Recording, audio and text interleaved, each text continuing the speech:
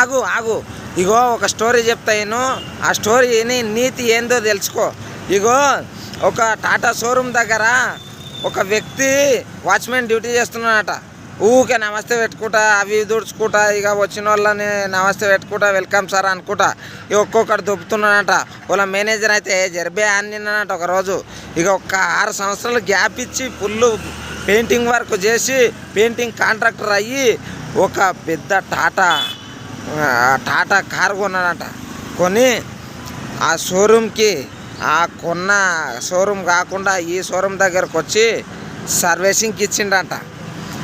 అప్పుడు ఇట్లా వాళ్ళ షర్ట్ ఇట్లా ముందరకు వచ్చినట్ట, నమస్తే సార్, నేను ఇక్కడ వాచ్మెన్గా చేసిన గుర్తున్నానా సురేష్ని నేను అని అన్నాడట. అంటే అరే సురేష్ నువ్వా ఇంతగానమైనా అని అంటే, ఇప్పుడు ఒక పెద్ద ఇండ్లు కడతారు చూడు, ఒక కన్స్ట్రక్షన్కి నేను సూపర్వైజర్ని సార్ పెయింటింగ్లా అని అన్నట. వావ్ కంగ్రాచులేషన్స్ అని చెప్పి చేయించి నమస్తే పెట్టిండట.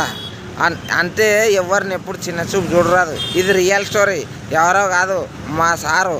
అంటే నేను ఇప్పుడు వర్క్ చేస్తా చూడు పెయింటింగ్ వర్క్, ఆయన నేను వాచ్మెన్ చేసిన షోరూమ్ దగ్గరికి నేను కారు కొనుక్కొని వెళ్ళానంటే ఎంతోమంది నన్ను హింసించిందే కారణం. అంటే ఎంతోమంది నాకు రెస్పెక్ట్ ఇవ్వలేదు, ఇది కాదు నా పని అని చెప్పి వేరే పని పెయింటింగ్ వర్క్ చేసుకుంటా పెద్ద కాంట్రాక్టర్ అయ్యి కారు కొని అక్కడికి వెళ్ళిండు. అర్థమైందా? ఇది అందరికీ షేర్ చేయండి. ఒక పెయింటర్ స్టోరీ, రియల్ స్టోరీ.